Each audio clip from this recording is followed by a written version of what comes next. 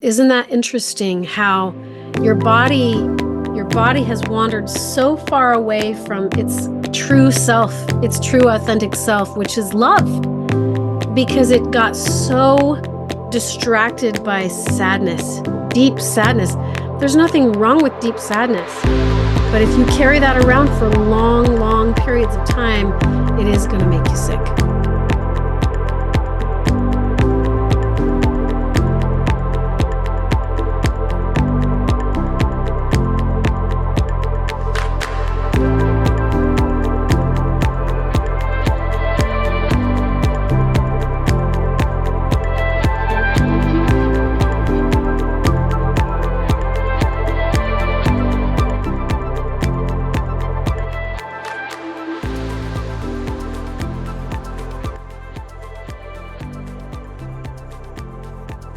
Feel free to use the chat. Go grab a pencil and a paper if you want one. There won't be a handout for this class, but go get yourself settled in, get a drink of water, whatever it is that you need. We might, if there's time at the end of this class, we might do a little bit of healing. Just letting you know. Hi, and welcome to Great Life, Greater Impact. I'm your host, Janet.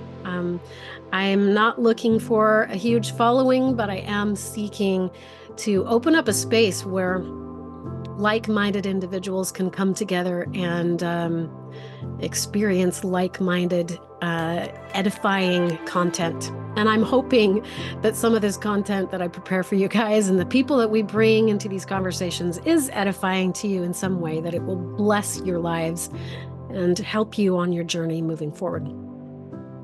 So today we're talking all about the spiritual roots to illness. We've talked a lot about this over the years. I've been doing these classes for, I want to say 6 years now, almost 7 years. And we've talked a lot in the beginning about the concept of healing and finding the spiritual, mental, and emotional roots to illnesses. And why does that even matter? I want to preface it with this statement. I had some notes here that I wrote down, but illness, all these mystery illnesses that people are having, where they'll go to the doctor and the doctor doesn't know what to do with them. They don't know really why they have what they have because it doesn't add up and it doesn't make sense, all the tests that they run, but yet the person is still really suffering and struggling with their health and with fatigue and brain fog and pain and suffering. It is not a coincidence who gets sick and who does not. Just know that for sure, that there are patterns that we can look at so that we can help get a better understanding as to deconstructing this, going back, reverse engineering this, going back down through the rabbit hole to find commonalities and patterns. And we do find patterns. There's plenty of content and studies that have been done now by medical professionals and doctors who are proving the fact that there are spiritual, mental, and emotional roots to every single condition in the body. Oh, yeah, someone says my emails are going to the promotion folder and not my primary for some reason. They're getting lost. Just a heads up to keep an eye out. Yeah, you guys may want to whitelist. You'll have to go Google this because I'm not going to do this in the class, but you may want to whitelist the emails that come from support@greatlifegreaterimpact.com. So that they don't end up in your spam folder or your other folder or your promotional folder, so that they do end up in places where you can see them and get to them. All right. So back to illness is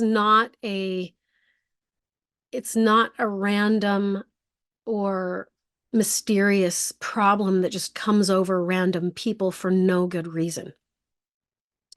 There are undeniable and identifiable patterns that lie at the root of every illness. Hold on, let me add people to the room. People are jumping on. And we're also finding too that a big link is that our immune system is directly tied to our emotions. So the vagus nerve in your body, one of the largest nerves in the entire body, it allows emotional energy and emotional information to travel through your body. And sometimes that emotional information is rooted or seated in some of the unhealthy beliefs that you have about yourself. So your immune system is also directly tied to the way that you feel about yourself. Not only is it tied to your emotions, it's now also tied to beliefs that you have about yourself subconsciously. So, everybody wants to hold the baby. Nobody wants to give birth to it. Um, we all run around wanting and expecting to experience the kingdom of heaven on the earth, or even after this lifetime. But nobody wants to put in the work required to get there, or to experience that, or to connect with that on a deep level. What allows you to connect to the kingdom of God in heaven and on earth is your ability to go within and introspect and find high levels of self-love and self, how do I word this? Self-governed levels of peace inside you.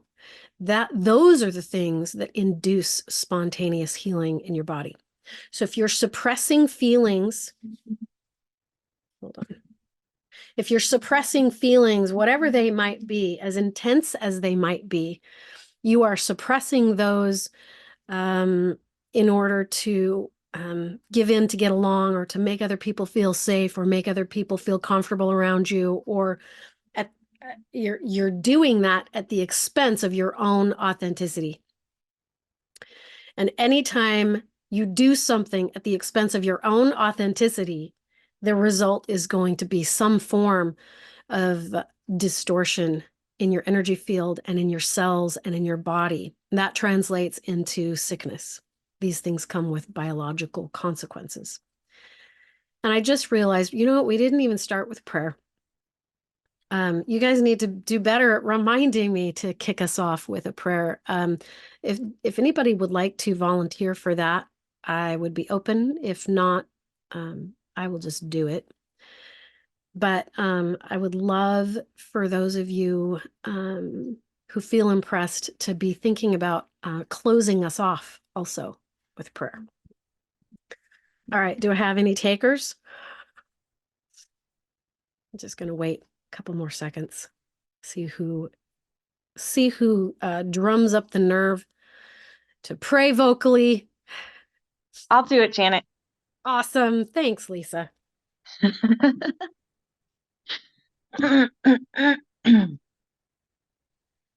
Father, we are so grateful that we're able to gather here today and be able to feel one another's spirits and hearts.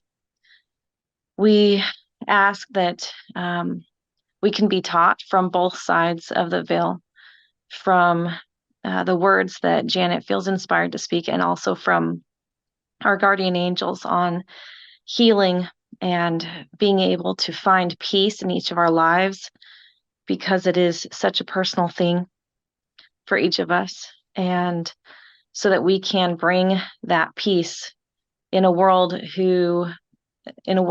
is filled with chaos and war.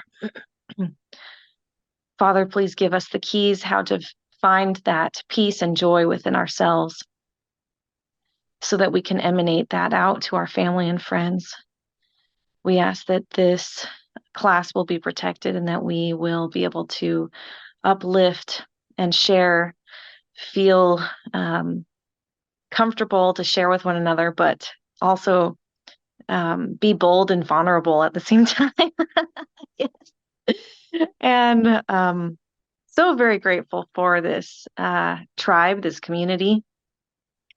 I'm just filled with so much gratitude and joy today for Janet being bold and stepping out when this is so needed for so many. And these things we pray in the name of Jesus Christ. Amen. Amen. Thank you. Thank you for kicking us off on the right foot. I really appreciate it. And I think it was you, Katie, who originally suggested that we close out our meeting one time with prayer. And I was like, you know what, we should be doing that on a regular basis, because these are conversations that do need to be protected, and well worth inviting spiritual resources in to edify us and help us through some of this stuff. And again, I need this information. I need this learning just every bit as much as all of y'all do. So I'm in this with you. I'm not here as your teacher or your guide, but I am willing to facilitate a place where we can come together as like-minded beings. So let's talk about why does illness, the root causes of illness, why does that matter to us on our spiritual journeys? What thoughts come to your minds? How do you guys feel about this? What things have you learned through your walk with your physical body on this earth? Why does it matter that we get to the roots of these things? What do you think? Give me some feedback if you dare to do so. You don't get to the root cause, it will continue. And even if you manage to get rid of it for a while, it'll come back. Yeah, we'll continue to suffer and cycle in that suffering. Go ahead, Mike. I just was gonna say, like, if you, as you know, for myself, I guess I will address this. As I have fallen away from loving myself, my health has fallen away from loving itself. And, I weigh the most I've ever weighed in life. I have to, it's just, it totally correlates with each other, like the way you love yourself is the way that your body's going to love itself.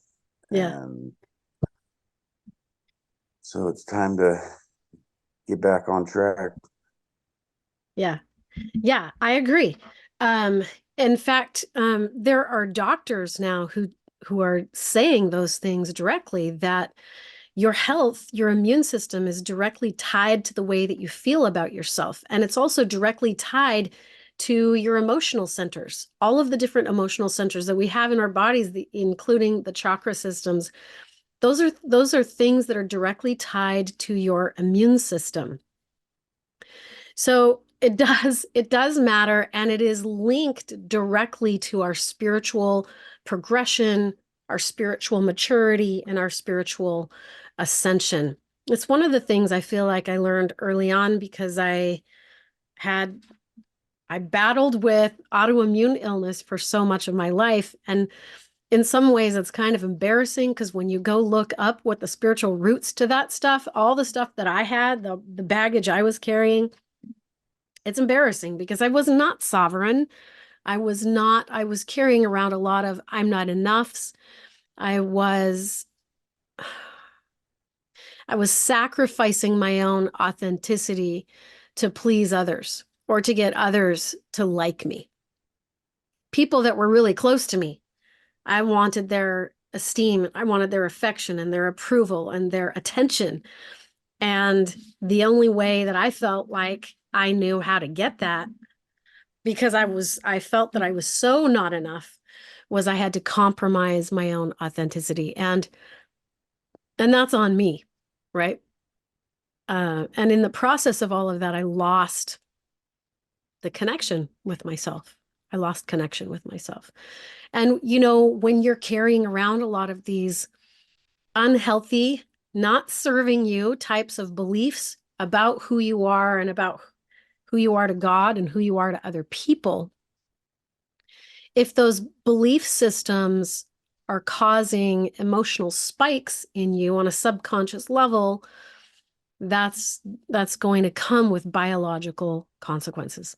So ultimately, the state of spontaneous healing in your body comes in the form of being centered, being rooted, being stable, being grounded, having high levels of love and joy and inner peace and gratitude.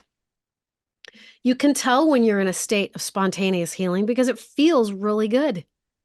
You can tell when you're not in a state of spontaneous healing and your body's trying to get your attention because it doesn't feel good.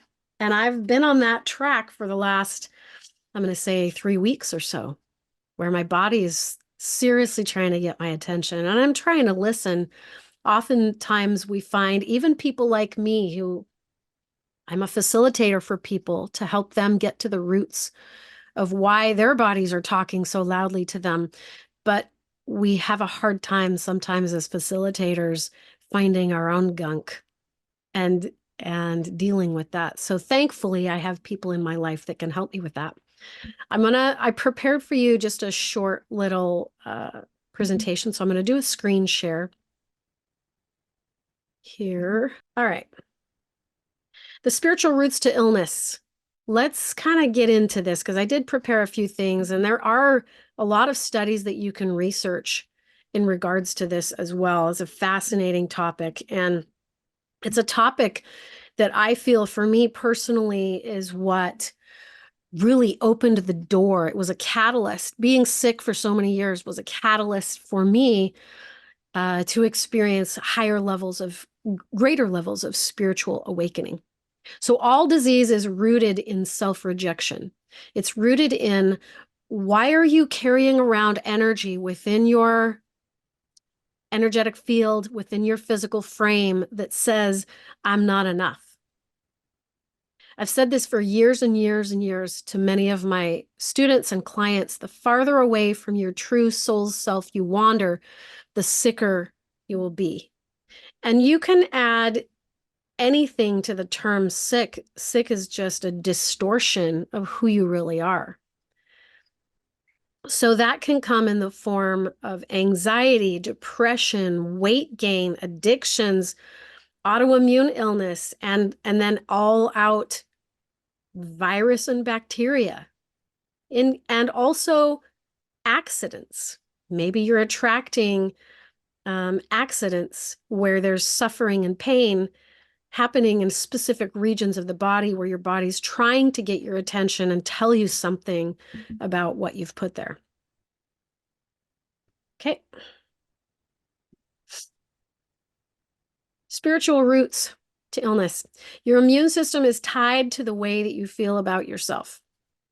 So I've always loved this scripture from Proverbs 17:22 that says, a merry heart doeth good like a medicine.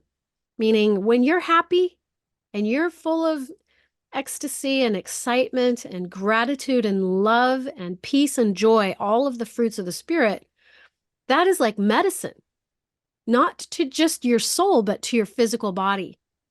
But a broken spirit drieth the bones. Well, how do we get a broken spirit? How do people get broken in their spirit? And I would venture to say that comes from the dramas and traumas of the pains of your past. So when you carry around unresolved data, memories, information, belief systems, maybe even just emotional gunk that you're still carrying around from the pains of the past, that stuff will plague you. It comes with biological effects in your physical body. And until you can go get to the roots of some of those memories and experiences and heal that and resolve it and return it back to a place of love, then you really can't come from a place of authenticity either. So whatever you're carrying around inside of you that is false programming or false beliefs or gunky, weighed down, heavy emotions that aren't really true to the true nature of who you actually are, you're going to have sickness. Sickness can show up in your body, in your bank account, and in your relationships. So watch for, where does this distortion show up for you? Do you have lack? Are your relationships struggling? Do you have a hard time relating to others? It's probably because you have a disconnect to your own self. All healing is linked to a return to the true self. And who is your true self? It's love. That's who you are authentically, on a soul level, on the deepest level. I used to say, back in the day when I was doing earlier podcasts, I used to say, my name is Janet. I'm a quantum healing practitioner, and I help take people to the uncharted waters of who they really are, for healing, for transformation, and for spiritual awakening, because that is what illness can do for you. It can be a catalyst for all of those things. And so the healing of the root causes of illness then is really just nothing more than a return to self, or a return to love. So anywhere in your body where you're storing data that is outside of the bounds of love, maybe it's bitterness or guilt or shame or grief, or maybe you have hard feelings towards somebody and you don't want anything to do with them. So you've completely cut them out of your life.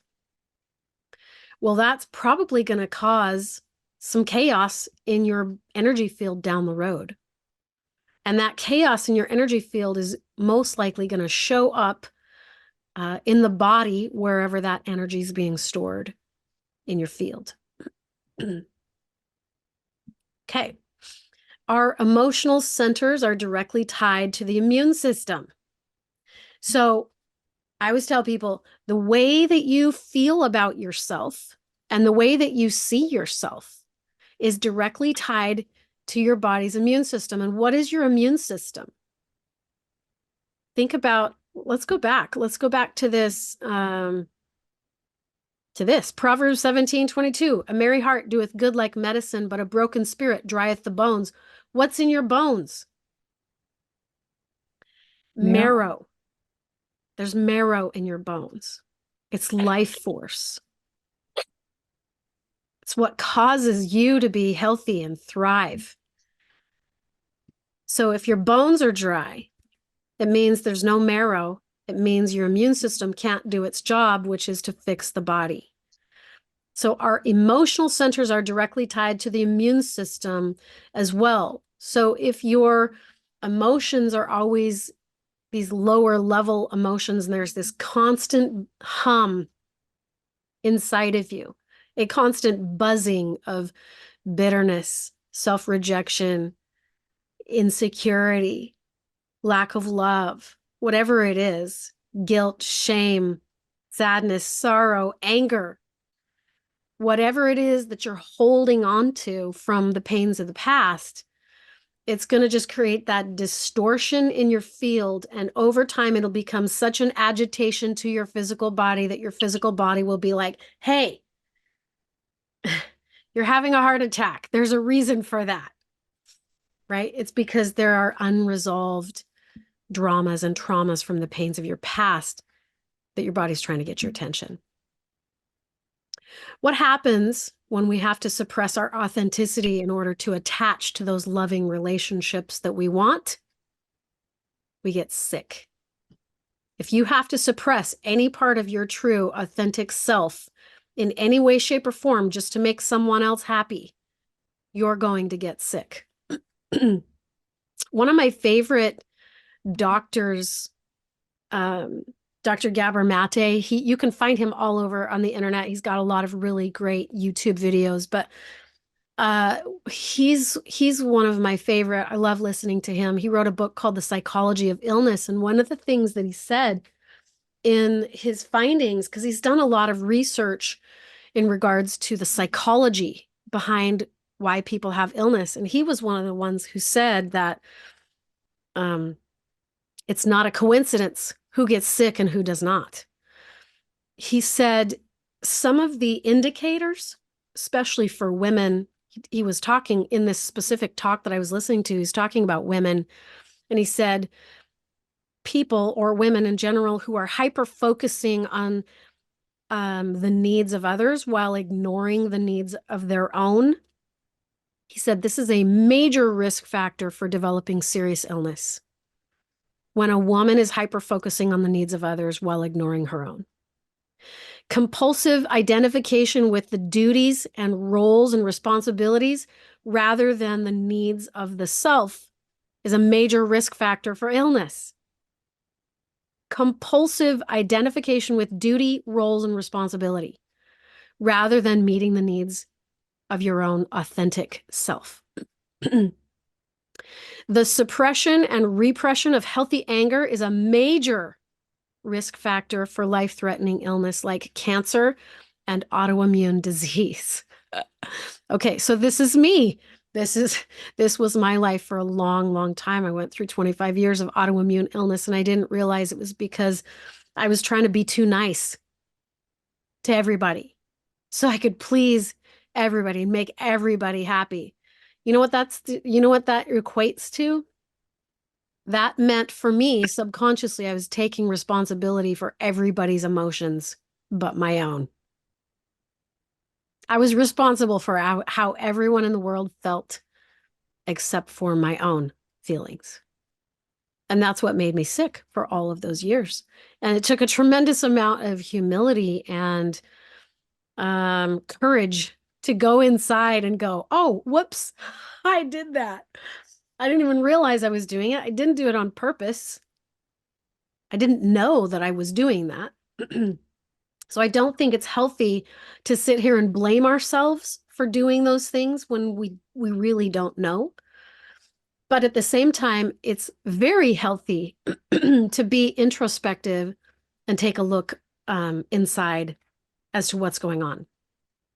So the suppression and repression of healthy anger is a major risk factor for life-threatening illness like cancer and autoimmune disease. It actually suppresses the immune system. So if you're suppressing anger, rage, frustration, anxiety, whatever the emotions are that you feel the need to suppress in order to give in, to get along, that is a recipe for some serious illness. And cancers, things like cancers and autoimmune illnesses, a lot of these mystery illnesses that we get, many women get, it's as a result of repressing intense emotion like anger or bitterness or fear or sadness, whatever that is. However, on the flip side, like if you're raging all the time and you can't control your anger, that's a whole nother story, right? Like that's going to create problems too. And usually that's what will happen in the masculine energy. Not saying that all men are going to experience that. I'm just saying that if you're in your masculine energy and you're raging all the time, that too is a recipe for sickness, like heart attack or stroke or high blood pressure or things like that. Your body will manifest the effects of that. So there was a study done years ago. This was from this lecture that I was listening to by Dr. Mate, and he said they interviewed 1,700 women, and those who were unhappily married and suppressed their feelings were 4 times more likely to die early versus those who were unhappily married who did express their feelings. So unhappily married and they suppress their feelings, they're 4 times more likely to get sick and die from that sickness, as opposed to women who are unhappily married who do express their feelings. So the bottom line isn't whether or not you're happy or not. The bottom line is whether or not you express the feelings that are inside of you and let them come out. Let them be heard. So some of the risk, let's go back through and just review some of the risk factors to chronic illness. Number 1, being all things to all people and running yourself ragged to please the world around you. Being so nice, but you never express any healthy anger. Hold on, I see there is a comment. Oh, this is from Lisa. It says, Years ago, I asked God, what is the most important thing I could do for my healing? And he said, Lisa, you need to release all anger from your heart. Heart disease runs in my family. Yeah, interesting. Yeah, I did not get that memo before I had a heart attack. But I do know that is important. You cannot just shut down your emotions, pretend that you're happy all the time, and expect that energy has to go somewhere. And it's going to sit on your hard drive until your physical body gets your attention.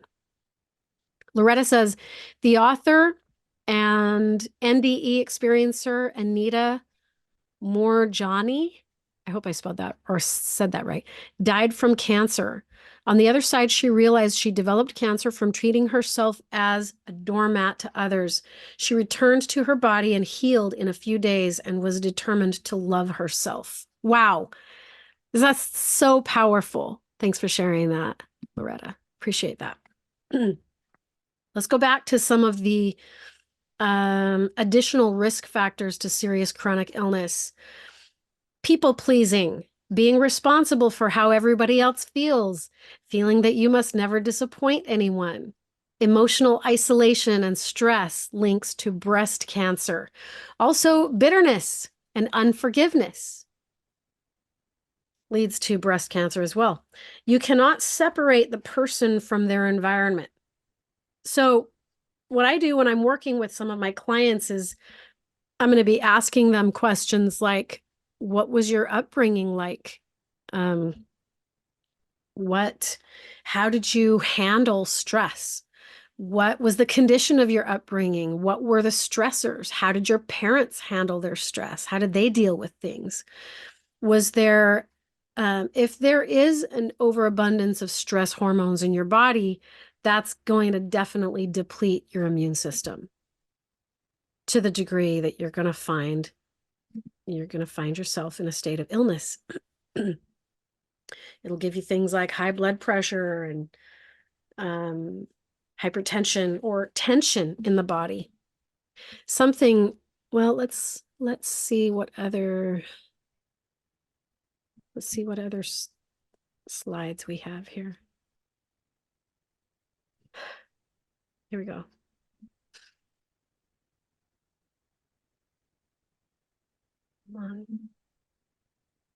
Okay. Spiritual ascension comes from healing the pains of the past. And I've always believed that if you want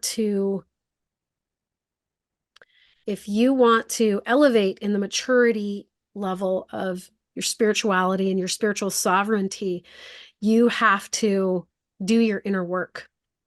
You have to go within and clean up the mess that was made over probably many lifetimes of dealing with unresolved anger, unresolved emotions, fears, stresses, whatever it might be. I don't know why these controls are not giving me. Here we go. When you don't, oh, did somebody have something? Okay. When you don't know how to say no, when you need to, your body will say it for you in the form of illness. Wow. Yeah, that's a really good quote. And the last one, disease is a reduction in the light energy in the body. So we can also translate that light is love and vice versa. So wherever there is a lack of self-love or a lack of love in the body, that's where you're going to find problems. This was one slide that did not get shared, so I want to share it. We've talked about this before many, many, many times over the last 6 or 7 years, but there are 4 main disconnects that happen that we can find at the root of every illness that human beings have. There's going to be one or all of these disconnects. Number 1 is a disconnect from God. Number 2 is a disconnect from self. Number 3 is a disconnect from others. And number 4 is a disconnect from truth. So, for example, a disconnect from truth might be My parents got divorced when I was 8 years old. That made me feel really sad and unlovable. And I felt that, maybe if I was more lovable or more loving or I was a better kid, then my parents would have stayed together. And so that child may take an untruth with them subconsciously, with them through the rest of their life, and attract relationships that can't support them because they're carrying around the belief that I'm not lovable. I'm not enough for someone. And so if you're carrying around untruths like that or beliefs that are not serving you, that too can cause some serious illness and serious disconnect in your relationships as well. So these are the four main disconnects that can be found at the root of every single illness. So if you're dealing with illnesses or symptoms or pains or problems in your body or your bank account or your relationships, these are definitely some things to ponder on and introspect on. Let's see if I got all of the slides. Yeah, okay, so here's one last quote that I thought this was super good. Our problem as adults is that we still have this need to attach, and many of us are still behaving like the little child who needs to be attached, who needs to be liked, who needs to be accepted and approved of at the expense of our own authenticity. We need that clingingness, right? We have these two basic human needs. Number one, as a little child, is to be nurtured and cared for and loved. And then number two is to have the freedom to be authentically us, who we are. And we find that as we grow through life, we lose that authenticity. We bury it so that we can fit in. We bury it so that we can have someone else's approval. But that is a very serious, that comes with very serious consequences. So burying your authenticity for the acceptance and approval of others at the expense of your authenticity, that is what makes us sick. So when you don't know how to say no, when you need to, your body will say it in the form of illness. Okay, I think we're going to do a stop share here. Let's just do a little experiment. If anybody has specific illness, let me show you. I have several different books that I use to help give me, I guess, information as to what my body could potentially be saying to me and about me. And I use these books when I work with my clients as well. And, I've never had anybody ever say, that doesn't describe me. Usually when we hit the nail on the head and we get to the right root cause, most people will say, wow, every one of those resonated with me. So this is a book that I use called The Healing Questions Guide. It's a really great book. I also use Feelings Buried Alive, Never Die by Carol Trueman. And so we're going to be using those two. And also this one. A More Excellent Way to Be in Health by Dr. Henry Wright, Henry W. Wright. He's got an amazing section in there where he talks about the spiritual roots to illness. And if you look through he has a listing in his book of lots of different illnesses from A to Z. And if you look through what the roots are to most illnesses, almost all of them are rooted in fear, anxiety, and stress. Well, what is causing the fear, anxiety, and stress in your body? It's probably, if we follow it all the way down through the rabbit hole, it's going to take you to a belief somewhere inside of you that says, I'm not enough. I'm not safe. I'm not worthy. I'm not lovable. I'm not loved. I'm not enough. And I can guarantee you, not one of us will set foot in the kingdom of heaven, within or anywhere else. Not one of us will set foot in the kingdom of heaven carrying around I'm not enoughs. So if you want to ascend, if you want to mature spiritually, if you want to develop your spiritual sovereignty and stand as a free will being before God, these things have to be dealt with. They have to be reversed. They have to be acknowledged. You have to put awareness there. So I'm going to give you guys just a few minutes. Go ahead and drop. You don't even have to say your name, but just drop down in the chat box what symptoms, pains, problems, illnesses would you like to get some insight on? And I can look it up in my 3 little books if you want to, and I can help you get some insight as to what your body's saying to you and about you.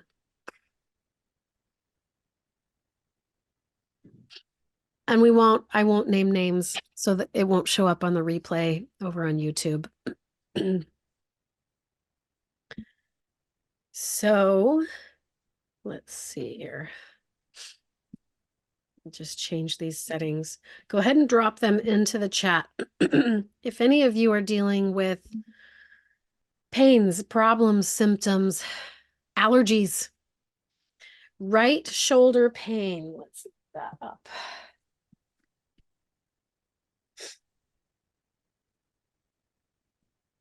Okay, I'm going to this book. Some of you guys have this book already, and if that's true, then let's go there together. Right shoulder. What situations am I being the authority over that I am really not supposed to control?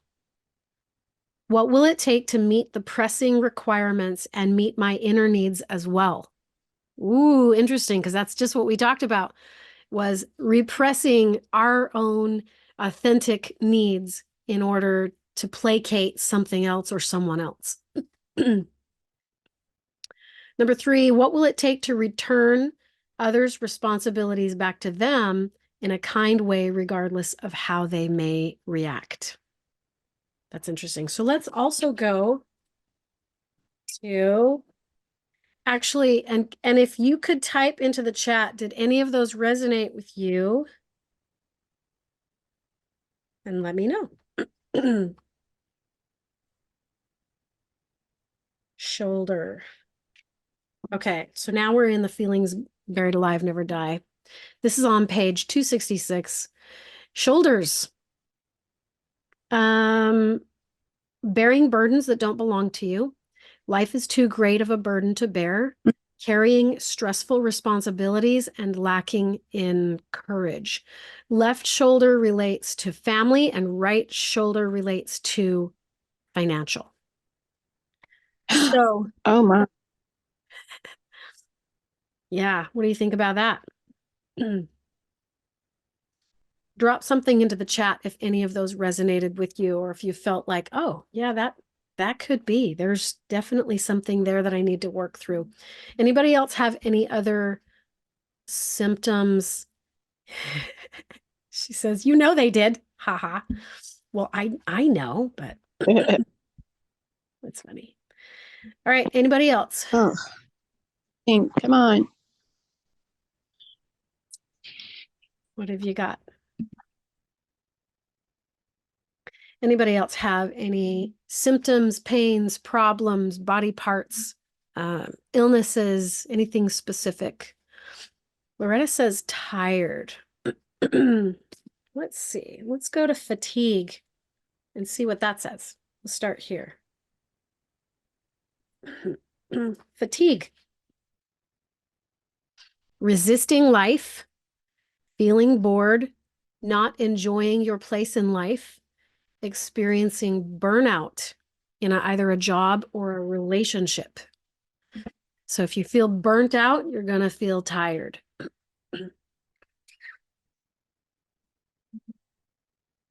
Oh, good. Now we've got symptoms coming in, pouring in. Let's talk about these. Once you identify with the potential of what are the beliefs and what emotions are contributing to these pains or to these problems, then the real work begins. Then you get to go within, you get to resolve that stuff, and you get to change that energy and transmute that energy. And that's exactly what we're going to do today.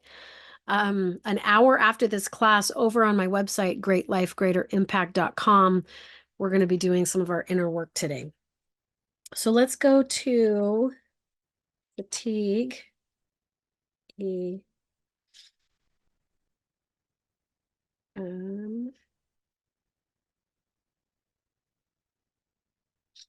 Fatigue or exhaustion.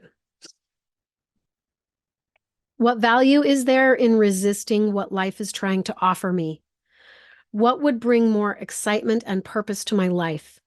What will it take to increase what I have to contribute to the world? What will it take to change the course of direction in my work to be more in balance with my life's purpose? So if you're experiencing fatigue, it's because there is a shutdown or a slowdown of vital life force energy within you, creation energy within you. So check your sex drive and see if that is really low. Check whether or not you're taking time to explore things in your life that really light you up, things that you have passion for, things that that make you come alive. If there's a slowdown in that, or a disconnect or a cut off of those kinds of things, you're going to experience fatigue and exhaustion. There's a couple more here. What will it take to change the course of direction of my relationship? What does my body need me to take or to eliminate from my current diet so I can experience all the energy I require or desire? So it's about embracing change, filling the measure of your creation, and listening to your body to know what it actually needs in order to run optimally. So paying attention, asking the questions. Okay, so that one is fatigue. Let me know if any of those resonated with you. I have a mystery illness of skin heat, which I know is due to anger imploded on myself. Yes, and we've done some serious work on that. And you may find that when you're dealing with anger, oftentimes the body will release anger in increments. So it's like peeling off the layers of an onion. And so if you just keep at that work, keep peeling back the layers of the onion, keep working with the suppressed anger that has been hidden and buried for so long, eventually you'll find that you will get down to the core of that onion, and complete resolution will take place. Just know that you don't have to do this the rest of your life. Someone says digestive and acid. I'm going to call that indigestion. Should we call it that? H-I.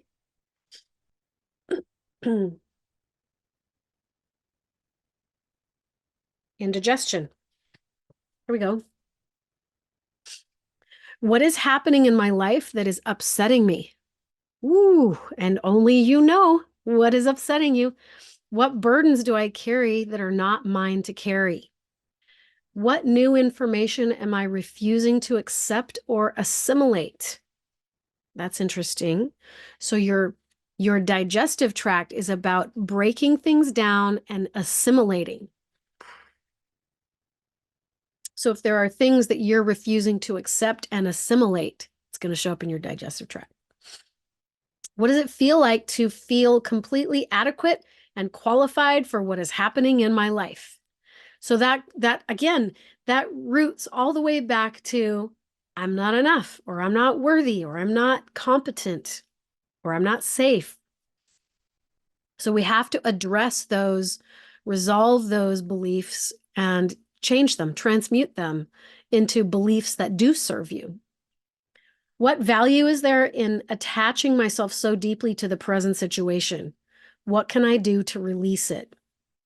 What if there are people who really do want to support me and help me succeed? What will it take to attract them into my life? What about the present situation that I am so attached to? What fear-based beliefs about the present situation am I refusing to let go of? What will it take to release? Now, listen to the affirmations that come after these questions. Peace, be still. It's about inner peace. So the healing is going to come when you can return those beliefs and those emotions back to a place of inner peace. Life flows when I allow it. I am qualified for whatever comes my way, meaning I'm capable. I attract people who support me and who want me to succeed. I easily let go of the things that no longer need my attention. So that's the resolution, is in those positive affirmations that come. Let's see. Someone says right shoulder also, but I can't see how it's connected to finances. My husband is the one who struggles to provide for our family. Well, I would then ask yourself, how is my husband's struggle with finances? How is that affecting and impacting me? And what is the belief that's coming up around that? Am I worthy? Am I safe? Am I, you've got to go down that rabbit hole and start asking the questions. Why does that matter? Why is that important? Why is it important for my husband to provide for our family? What feelings and emotions does that provide for me? Let's go back to right shoulder. I feel like we're supposed to go a little bit deeper. Shoulders. What will it take to tend to my responsibilities with more grace and ease? Shoulders are about burdens, usually carrying burdens around that don't belong to you. What will it take to learn how to set healthy boundaries regarding my responsibilities and the responsibilities of others? What will it take to start attracting the assistance that I need? What will it take to do what is required and fulfill all of my desires? What will it take to express myself wisely and freely? What will it take to trust that things really are easier than they appear? What situations am I being the authority over that I am really not supposed to control? What will it take to meet the pressing requirements and meet my inner needs as well? What will it take to return others' responsibilities back to them in a kind way, regardless of how they may react? So let's go to the positive affirmations then. So that's what we're moving away from. We have awareness now that if any of those resonated with you, now we have awareness of what inner work needs to be dealt with. And so we're moving away from those old beliefs and those old energies, and we're moving towards the new, which is this. For my own health, I now choose to allow others to help me. I allow myself to be supported. I am learning how to support myself as I create healthy boundaries. Okay. And there's other things in there we can look at as well, but that's just kind of a skim. If we were to do private mentoring together, obviously you can see how we can go really, really deep in this. I can then start asking you questions that I feel intuitively to direct you in, and we can go deeper and deeper and deeper until we get to the actual root of where this is coming up and why it's coming up. We've got someone who says digestive, neck, right shoulder, lower back, very tired. You've already answered some of these. Thank you. We did not do lower back, so let's go there. How about we do that?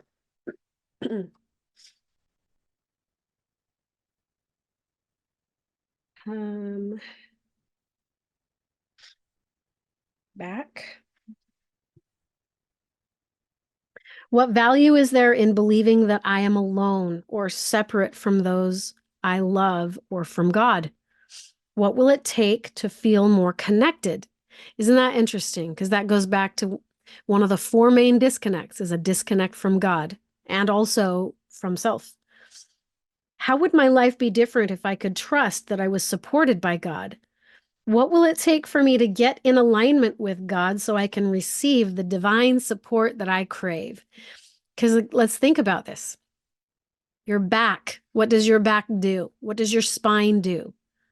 What does that part of your skeleton do for your body? It holds you up.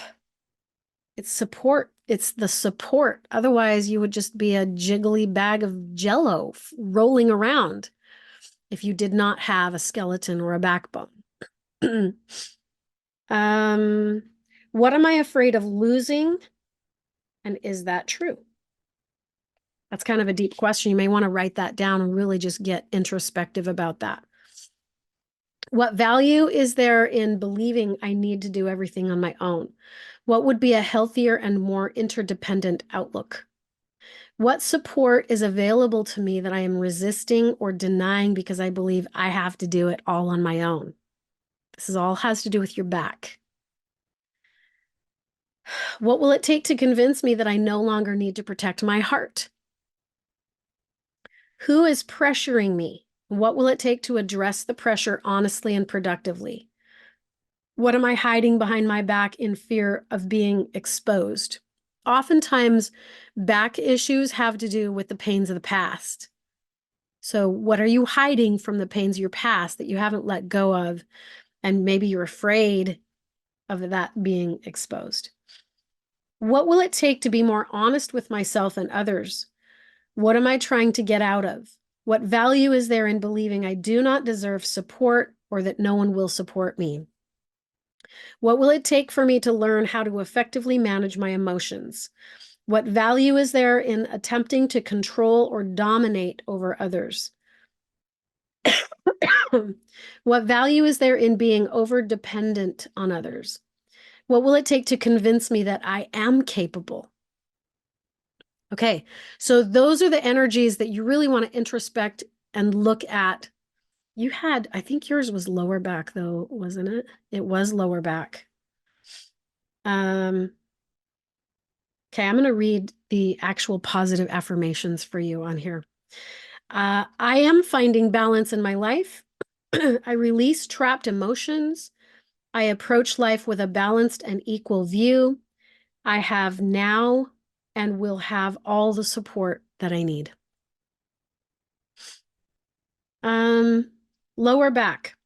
What is out of balance in my life? What will it take to bring it back into balance? So the lower back is also connected with the hips, and the hips are about balance, being equally balanced in life. Man, I really want to take the time. We're almost out of time for this class, but I really want to take the time when we jump on to our extended class over at greatlifegreaterimpact.com today. Maybe we can go deeper into some of these for you guys. What is interfering with my ability to experience more harmony? What will it take for me to tap into a more abundant and hopeful outlook? What will it take for me to align with what is required to receive divine support? What can I do right now to nurture myself? What will it take to receive the financial support that I need right now? What will it take to have the courage and wisdom that I need to overcome the obstacles that I'm facing? What value is there in fearing success? What will it take to overcome the fear and step out on my own way? What do I need to connect to that I'm currently disconnected from? What will it take to release some of the aggression that I'm feeling right now regarding my present responsibilities? What sexual guilt needs to be healed? And think about it, your lower back, that encompasses your root and sacral chakra. So there could be sexual trauma. There could be maybe guilt or shame around sexuality or life force energy in your body. So kind of look at some of that stuff too. What value is there in beating myself up? What will it take to address myself with more loving kindness? Ooh, that was a lot. There's a lot there. And I think that we did address the digestive tract, the neck. We did the right shoulder. We did fatigue. We did not do neck, but let's see what else is coming up. Vitiligo. Let's see if it's in here.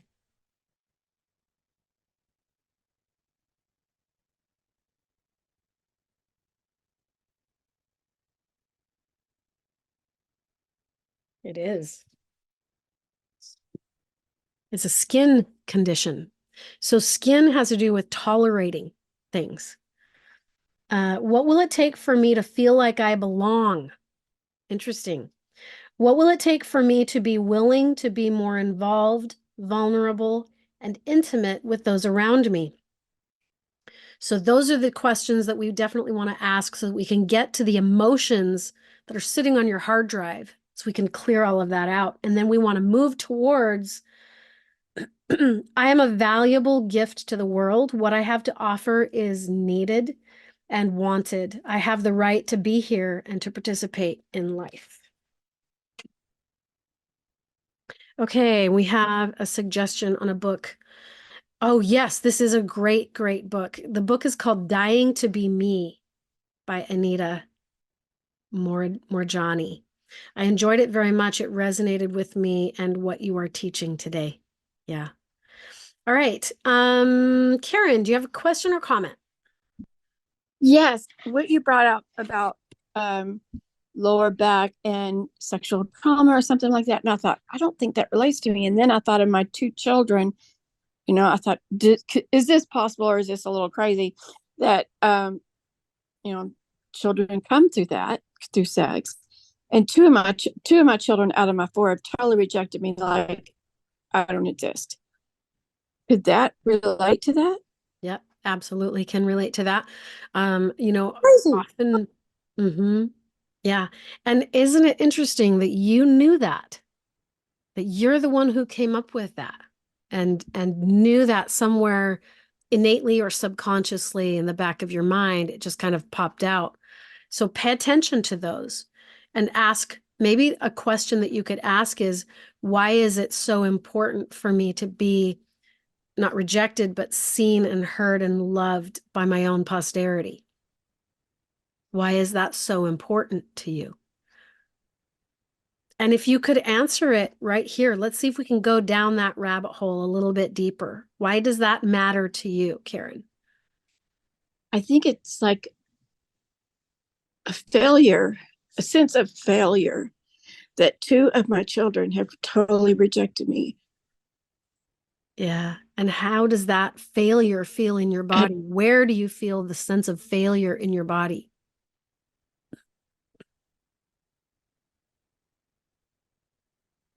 Well, when I say gut, I think, well, that's all the way around, your gut, and that goes all the way around to your back.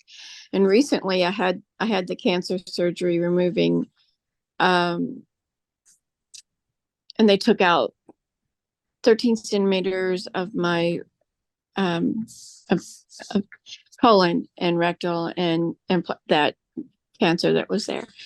So it was like, I think it's all related to the lower back and the gut. Yeah. Because it's just Oh, it absolutely is related. Your body's trying to speak to you. And cancer energy comes from intense, extreme emotion like bitterness or anger or deep sadness or whatever the emotion is for you. This sense of failure, what is the emotion that comes in the wake of that feeling?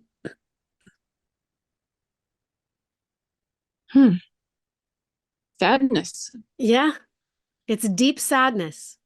That's what's buried in your your lower abdominal area all the way around to the back. And so we can work on that. We can work on clearing that today when we go over to the extended class. We can bring that up. But isn't that interesting how your body has wandered so far away from its true self, its true authentic self, which is love, because it got so distracted by sadness, deep sadness. There's nothing wrong with deep sadness. But if you carry that around for long, long periods of time, it is going to make you sick. It's not healthy. So let's clear it. I thought, I'm a happy person. If they choose whatever they choose, then they're on their journey, and I can say all those things, but it's not actually, my body says, no. Right, because you can say, I'm a happy person, but you're suppressing deep sadness while you're saying it.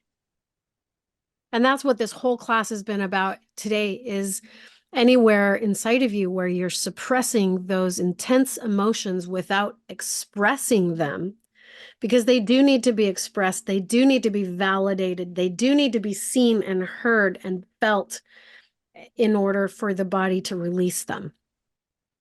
So you can't just say, no, I refuse to be angry, or I refuse to be bitter, or I refuse to feel sadness because I'm busy over here being happy.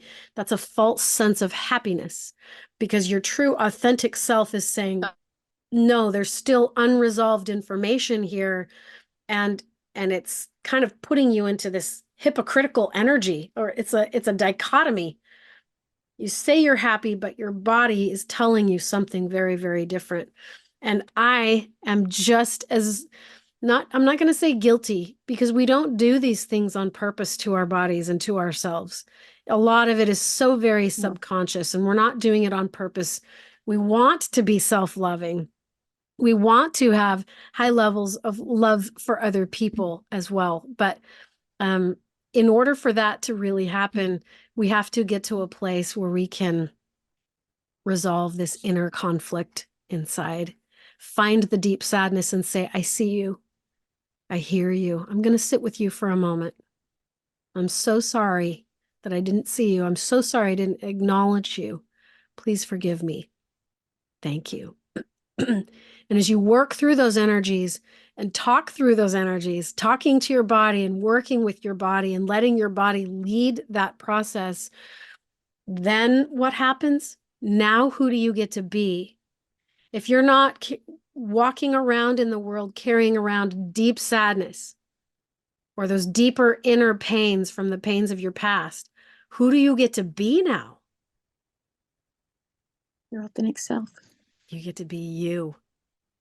That's healing.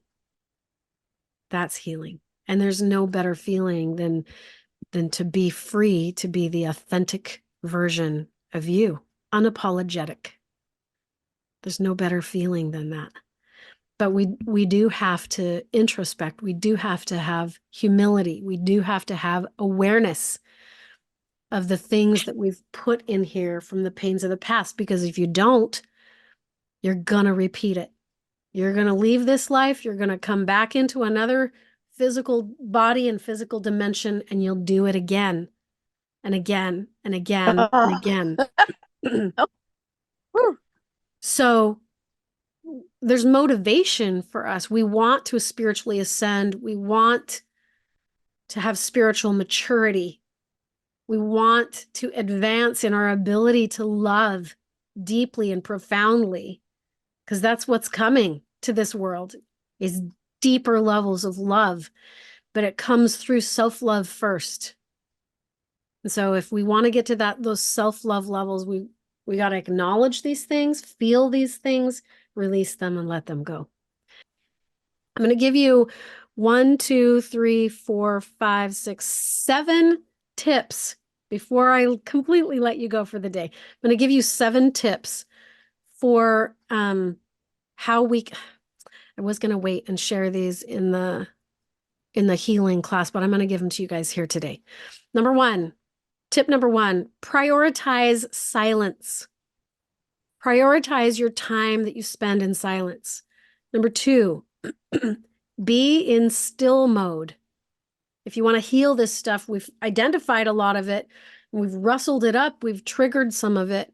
What do we do to resolve it and bring it back into alignment with spontaneous healing?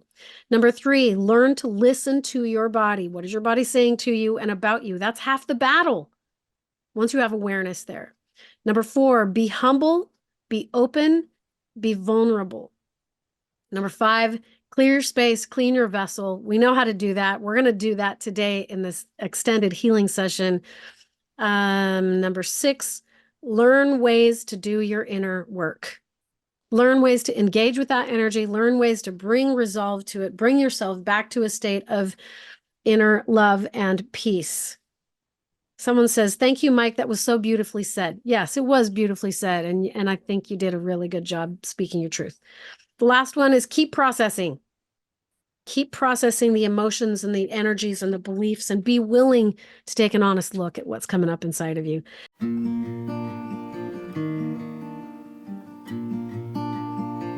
But let me tell you, it is hard, and it is, but let me, the strength and faith and the kingdom connectivity that this class and that gathering together with like-minded people is, I'm telling you, is what gets me through every Tuesday. When I say I've missed y'all for the last couple of weeks. Yeah, we have all missed each other for the last couple of weeks, and our numbers are small, and I love that it's kind of an intimate setting. It's an intimate group. It's not, we don't need a big, huge following, but I appreciate that you said that, because I think everyone in here knows what that feels like. It does, yes, absolutely.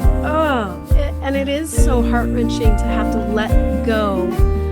I feel like what's happening, the way that I see this in my mind, is God's inviting us to this up-leveling, to this place of up-leveling, and we cannot up-level if we're still down here clinging to the lower level dimension of lower level relationships and lower level emotions and all of the celestial world things, the mortal world that we cling to.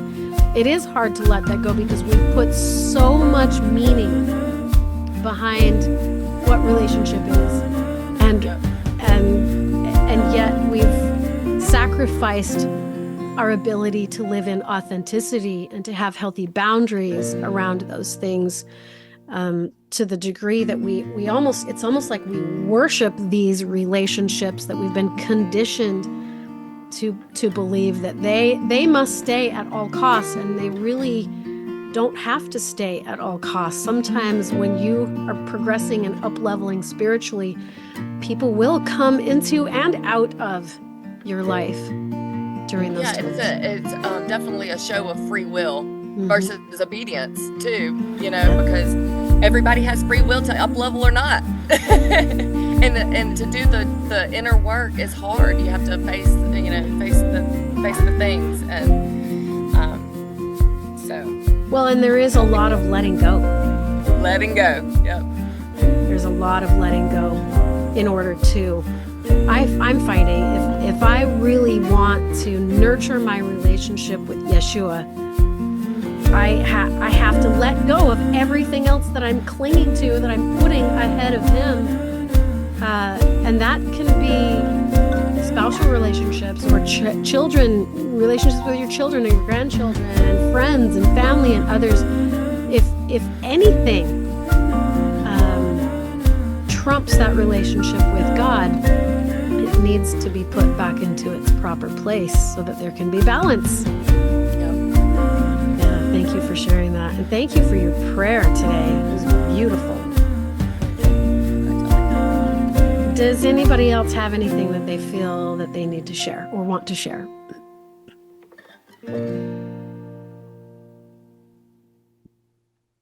Okay. Janet, I feel like saying something, and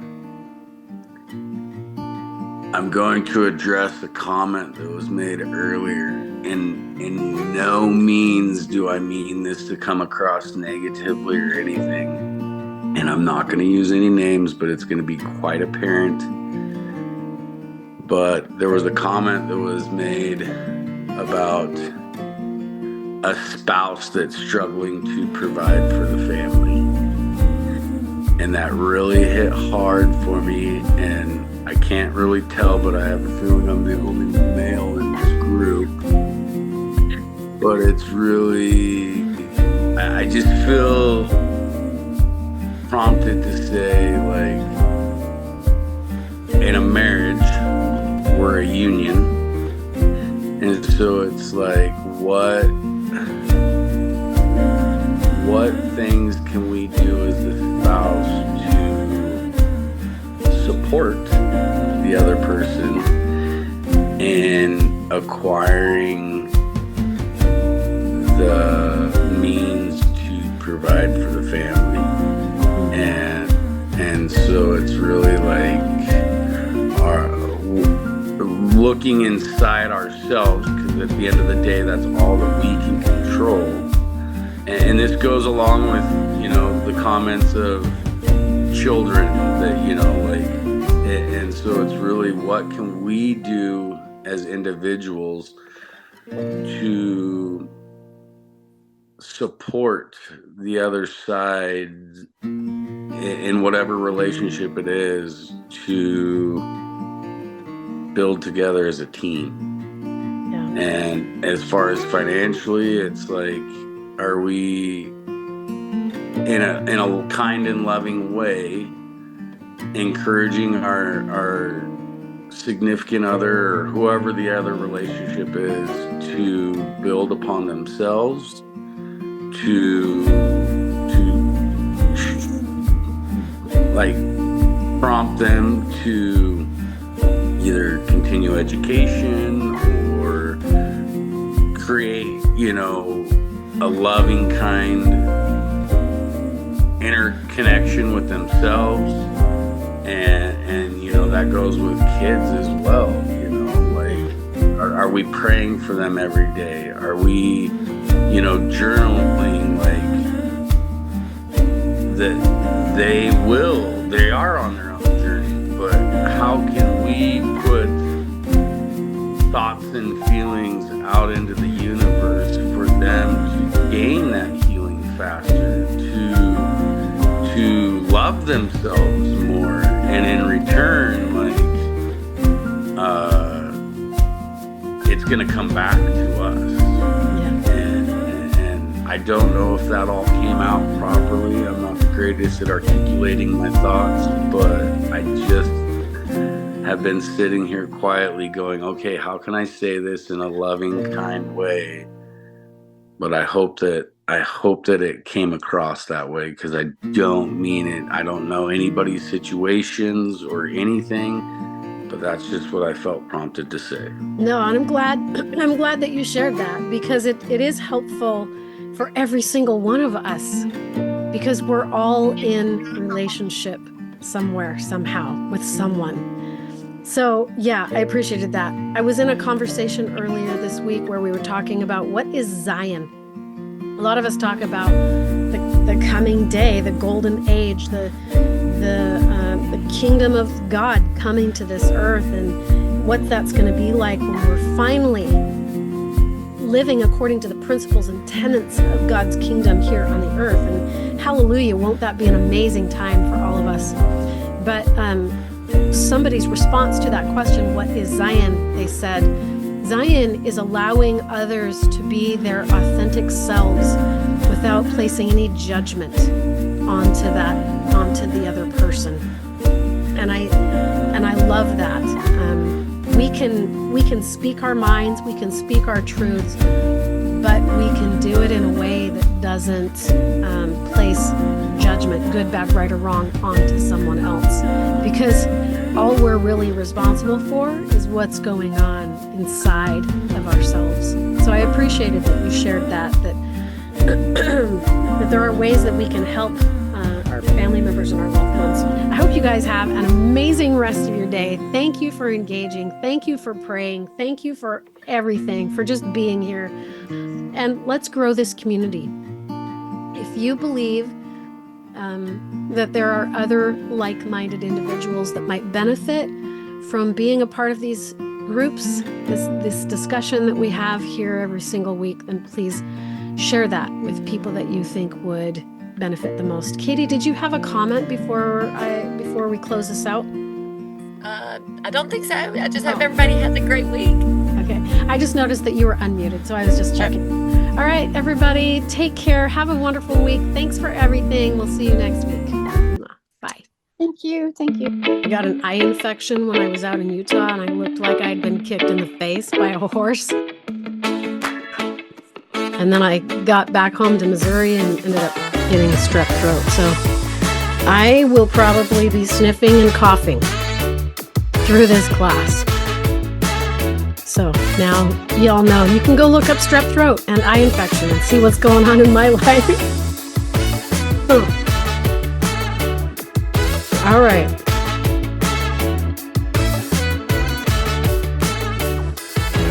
Thank you, Lisa, for the amazing waffle. It tastes delicious, and I'm so grateful.